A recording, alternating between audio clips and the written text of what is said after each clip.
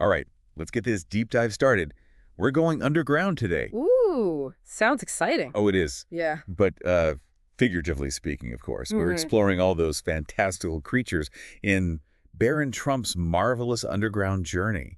And what I find really cool is how these creatures aren't just like random made-up things. They actually symbolize different ways societies could be, structured and different philosophies people might have. It's like the author is using these creatures as a way to like hold up a mirror to our world.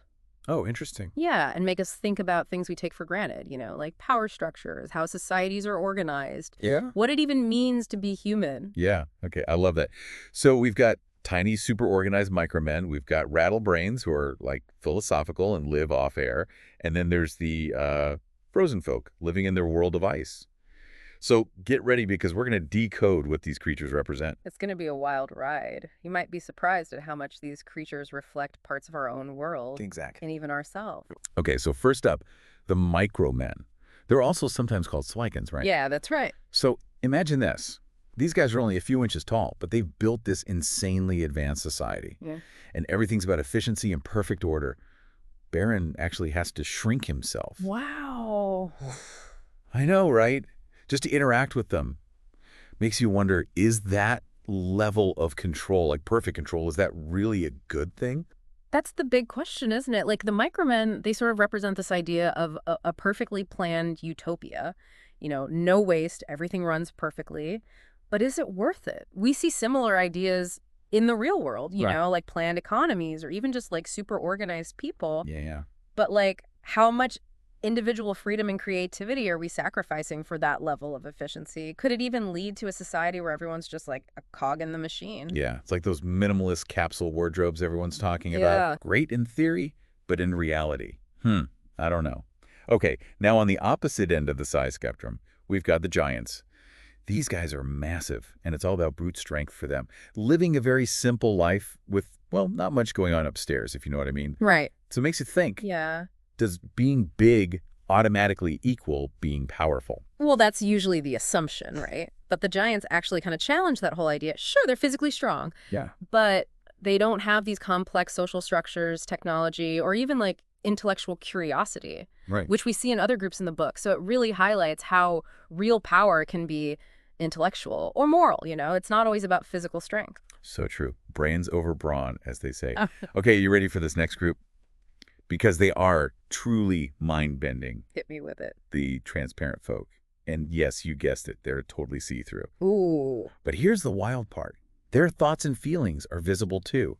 No secrets in this society. Wow. So look like completely open books. Yeah, that's Uh, fascinating. It makes you think about privacy, right? Right. In our world, with all this data collection and surveillance going on, do we really want to live in a world where everyone knows everything about us? Would that eliminate all the lies and deceit, or would it just be like living on social media 24/7? Right. And would it mean that nobody feels free to think their own thoughts anymore? Nobody can truly be themselves? Like you said, total transparency might sound good, Yeah. but is it really what we want? Now let's move on to the rattlebrains.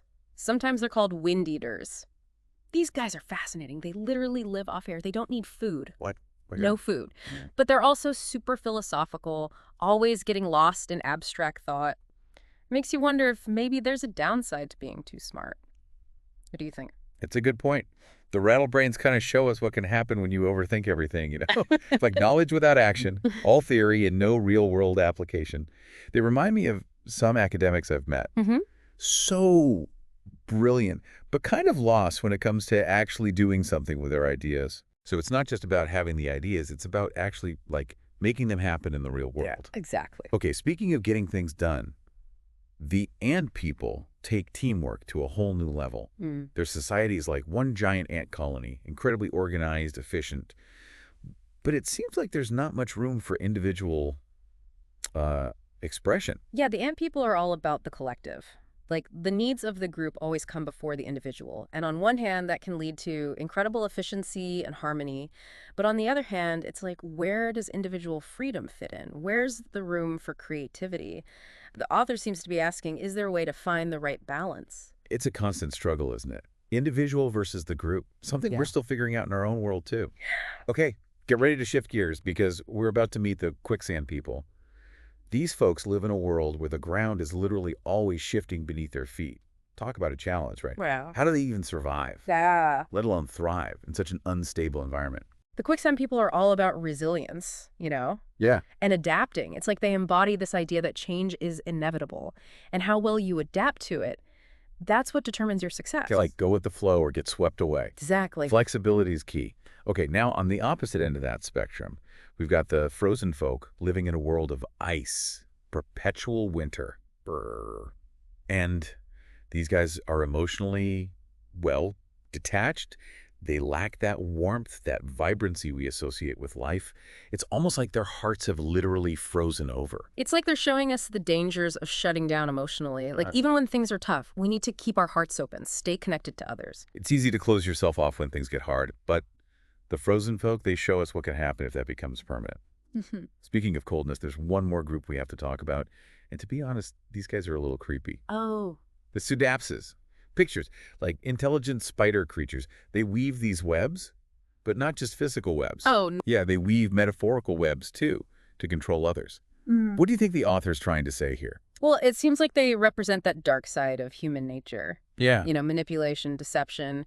Like, their webs symbolize how people can be trapped and controlled, even without realizing it. Okay, so we've met a ton of creatures today, from the tiny micromen to those chilling frozen folk and those manipulative pseudapses. Yeah. Quite a journey. What do you think is the main takeaway after exploring all these different societies? It seems like the author is really making us think about the different ways societies can be structured. Mm-hmm. And, there's no perfect system. Every choice has pros and cons. Like a thought experiment about what path humanity could take. Exactly. And what's really cool is these creatures aren't just like abstract models. They also reflect parts of ourselves, right? Interesting. Like, we all have a little bit of that Micromen desire for order. Or maybe we overthink things like the rattle brains. Or maybe we even close ourselves off emotionally sometimes, like the frozen folk. So the question is, which of these tendencies do we want to embrace and which do we want to try to overcome? It's like looking in a mirror and asking, which fantastical creature am I most like? A little scary, but also makes you think. Definitely thought-provoking. That's what makes this book so interesting. It's not just a fantastical adventure. It's about self-discovery, too. Love that. Stay tuned because we're going to keep exploring these creatures and all their symbolism in part 2 of this deep dive. Things are going to get even more interesting, I have a feeling.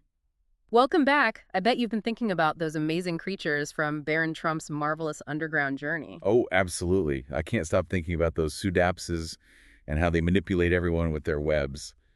It's kind of scary how they reflect those darker parts of human nature. It's not just the pseudapses who highlight this whole control and exploitation thing. Remember the ant people? Super organized, but it made me wonder, are they being controlled too? Even if it's not as obvious as, the pseudapses' webs. That's a good point. They seem so happy to just give up their individuality for the group. But is that really freedom? If you've been, conditioned to think that way. Yeah, exactly. It's like a more subtle form of control, right? Yeah. Where you're just so used to conforming that you don't even think to question it. Maybe the author is saying that real freedom needs more than just, no one bossing you around. You need to be able to actually think for yourself. It's like those optical illusions. You think you're seeing the whole picture, but you're actually missing something important. Exactly.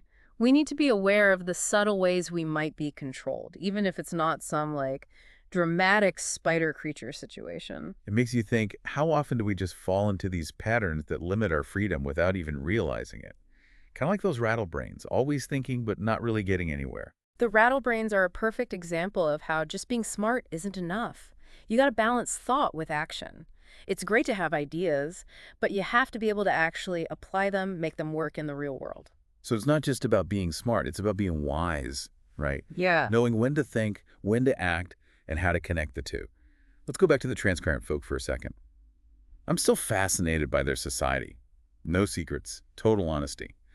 But the more we talk about it, the more I see the downsides. Yeah, it sounds utopian at first, but would we really be free if we couldn't have our own private thoughts and feelings? It's like, be careful what you wish for. What if total honesty actually created a world where everyone's afraid to be themselves? Right, and think about it. It makes you consider the balance between transparency and privacy in our own world, especially now when technology can track everything we do and think.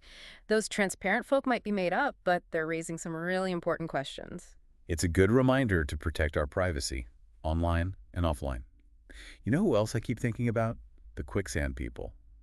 I just love their resilience. They really show how being adaptable can be a strength, especially in a world where things are always changing. Like, instead of fighting the quicksand, they learn to move with it. It's like that saying, the only constant is change. The quicksand people don't just survive change, they embrace it. Makes you wonder, what could we achieve if we stopped fearing change and saw it as a chance to grow? That's a great point. It's all about shifting your perspective. Instead of holding on to what's familiar, maybe we should be more open to the unknown. I love that. Okay, now the frozen folk, they were kind of disturbing. Their world was just so bleak. No warmth, literally and figuratively. They really show what happens when you suppress your emotions and isolate yourself. It's like the coldness of their environment just like seeped into their hearts. They don't have any joy or love or connection. It's sad, really. They're missing out on the things that make life meaningful. It's a good reminder that we need to nurture our emotions and connect with others, even when life gets tough. You're so right. Especially now when it's so easy to feel isolated, even though we have all this technology to connect with people, the frozen folk are like a warning. Don't let your heart freeze over. So true.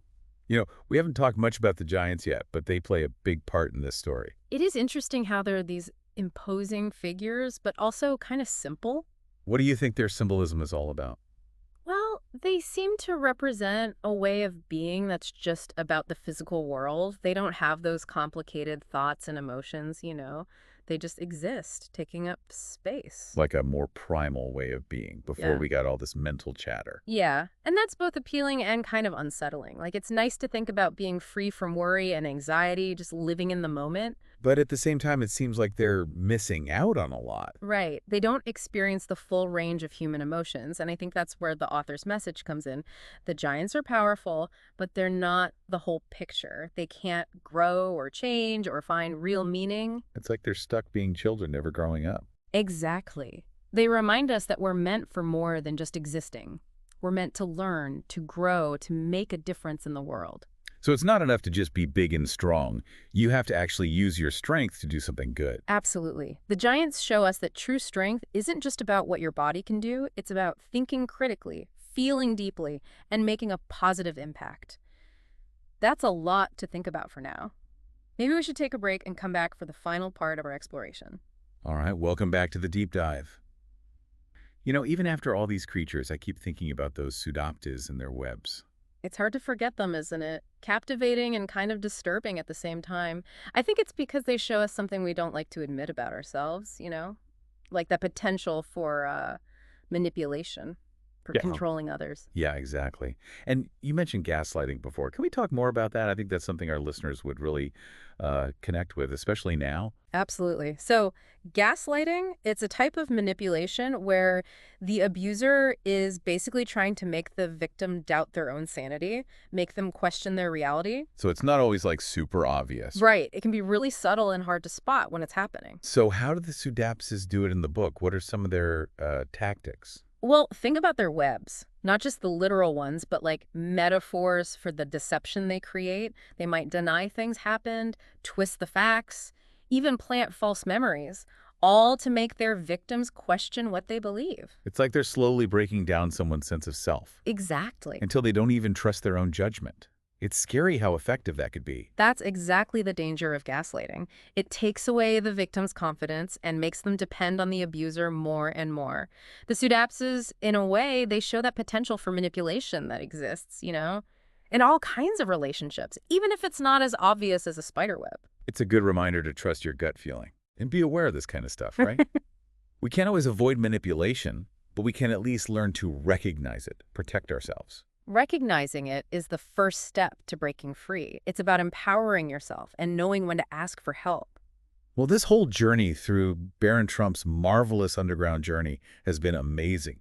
We've seen everything from the Micromen's obsession with efficiency to the frozen folks' emotional, coldness, and then those manipulative pseudopses.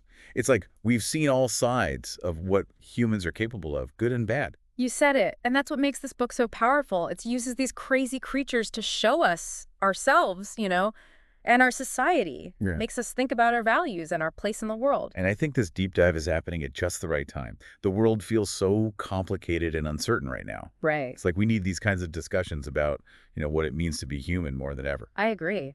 Books like this give us a way to understand the world and ourselves, even when it makes us question everything we thought we knew.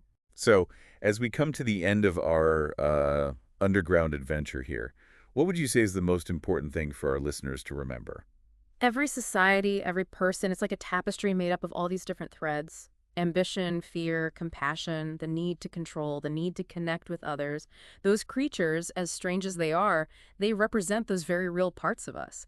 And when we recognize them in ourselves and in others, we can start to understand the world a little better with more empathy, more wisdom. That's a great way to put it, and a great note to end on. So I hope our deep dive has inspired you to pick up Baron Trump's marvelous underground journey and do some exploring of your own. You never know what you might find. Thanks for listening, everyone, and until next time, keep those minds curious.